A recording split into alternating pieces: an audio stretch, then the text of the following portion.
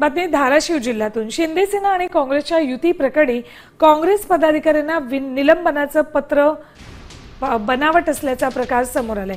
याची माहिती महाराष्ट्र प्रदेश युवक काँग्रेस अध्यक्ष शिवाजीराव मोरे यांनी पत्राद्वारे माहिती देत चौकशी समिती स्थापन केल्याची माहिती दिली। बनावट पत्राद्वारे मोरेंचं निलंबन झालं होतं।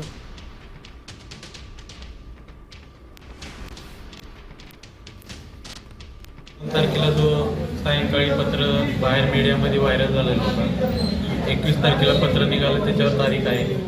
तो आज पक्ष महाराष्ट्र युवक प्रदेशाध्यक्ष शिवराजी मोरे यांनी आज त्यांनी प्रेस नोट दिलेली आहे की बाबा जो काय पत्र निघालेलं आहे तो फेक आहे आणि जो बी याच्या मागे ज्यांनी केलेले असतील त्यांच्यावर एक समिती बसून त्यांच्यावर कडक कारवाई करण्यात येणार आहे।